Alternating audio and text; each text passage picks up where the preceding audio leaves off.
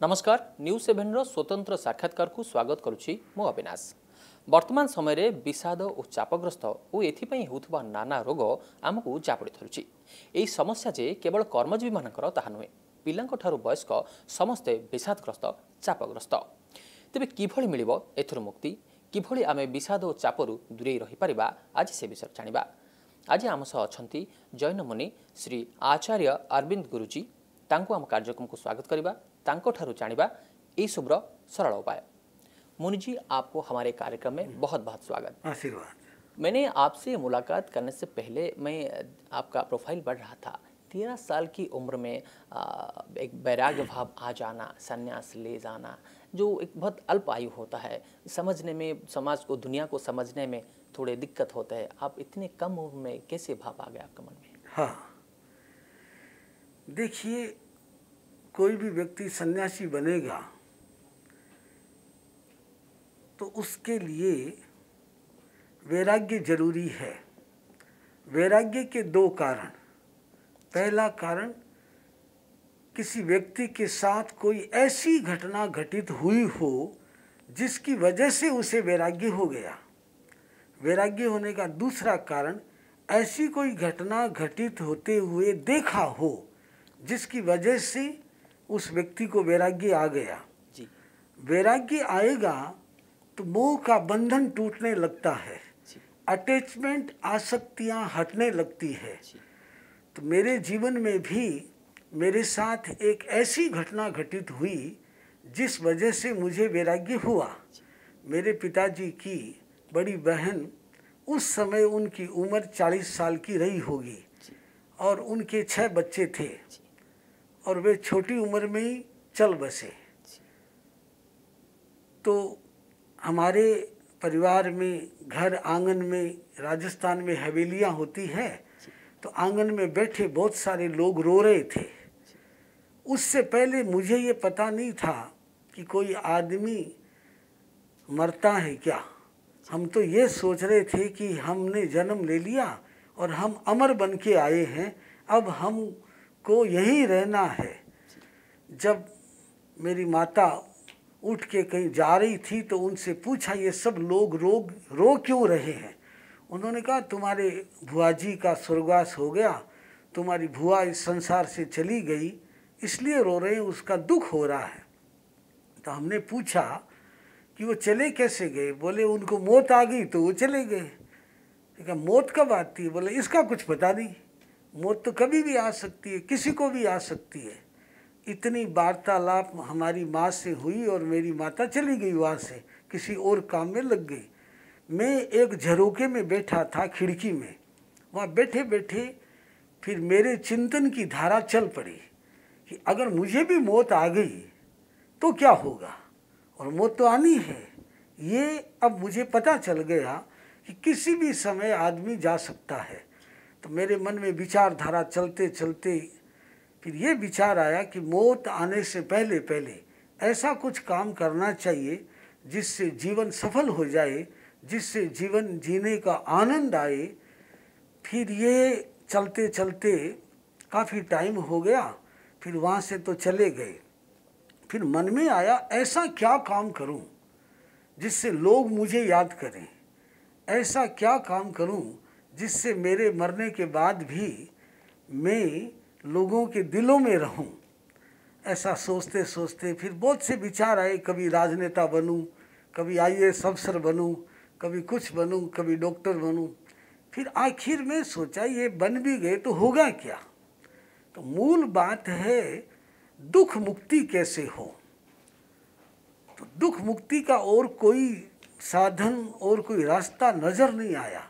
तो फिर मैं साधु, ऋषि मुनियों के, अलग अलग धर्मों के साधु, अलग अलग ऋषि मुनियों के पास में जाना शुरू किया। उनसे पूछना शुरू किया कि भाई ये जन्म मरण का चक्कर हटे कैसे। ना मुझे जन्म चाहिए, ना मुझे मरण चाहिए, ना मुझे ऐसा सुख चाहिए जो आके चला जाए, ना मुझे दुख चाहिए। तो इस दुख मुक्ति का रास्ता क्या है? तो पता करते करते हमारे ऋषि मुनियों ने कहा, एक ही रास्ता है, तुम सन्यासी बन जाओ। अगर सन्यासी बन के तपस्या करोगे तो तुम्हें वो जीवन जीना आ जाएगा कि दुख में भी तुम सम रह सकते हो और सुख में भी तुम सम रह सकते हो। फिर मैंने ये तय किया, फिर चलते चलते जैन साधुओं के पास भी पहुंचा, उनकी बात मुझे समझ में आई, तो फिर मैंने जैन धर्म में दीक्षित होना, साधु बनना ये तय कर लिया, निर्णय कर लिया कि इस संसार में दुख मुक्ति का कोई रास्ता नहीं, एक ही रास्ता है, त्याग करो, तपस्या करो, साधना करो और उससे ही अपने पाप कर्मों को नष्ट करके और इस दुखों के बंधन से मुक्ति पाई जा सकती है। फिर मेरी जब उम्र 10 साल की हो गई, मैंने अपने घर के परिवार के लोगों से कहा मैं तो साधु बनने जाऊंगा। तो ये बात सुनते ही मेरी दादी बेहोश हो गई, बोले तुम चले जाओगे? कहा हाँ, मुझे तो साधु बनना है। तो घर में सब रोने लगे, दुख करने लगे। फिर सब ने समझाया कि साधु तुम्हें बनने नहीं देंगे, चाहे कुछ भी हो जाए। देखो हमारे घर में सब लड़की ही लड़कियां हैं, लड़के तुम एक ही हो और एक अभी तुम्हारा कोई भाई है नहीं, इसलिए तुम्हें तो साधु बनने ही नहीं देंगे। फिर ऐसे करते करते 2 साल बीत गए। जब मैं 13 साल की उम्र का हुआ तब मैं कहता तो रोज ही था माता पिता से। फिर उन्होंने इस बीच में मेरी बहुत सी परीक्षाएं ली, लोभ, लालच, भय, मारना, पीटना, अनेक प्रकार के, मन विचलित हो जाए, वैराग्य टूट जाए और मैं साधु बनने की बात छोड़ दूं, इसके लिए उन्होंने बहुत प्रयास किए। आखिर में वे प्रयास में सफल नहीं हो सके और हमने बार बार एक ही बात कही कि चाहे तुम कुछ भी कर लो, मुझे तो साधु बनना है, बनना है। आप माता पिता, दादा दादी सब मुझे आज्ञा दो, मैं दीक्षा के लिए तैयार होकर के मैं अपने गुरु के चरणों में चला जाऊं। तब उन्होंने दीक्षा की आज्ञा दी। फिर मेरे गुरु आचार्य तुलसी जी, उनके पास आया। फिर इस तरह से मेरी दीक्षा हुई। संत बने को 48 साल पूरे हो गए। आप जानते ही हैं जैन साधु होने के कारण हमारे रुपया, पैसा, धन, दौलत, परिवार सब कुछ होता नहीं है। जिस दिन साधु बनते हैं सब चीज़ों का त्याग करना पड़ता है। इससे पहले मुझे अभ्यास भी कराया गया था, 2-3 साल अभ्यास भी किए मैंने सब। उसके बाद में आचार्य तुलसी जी ने मुझे दीक्षा दी।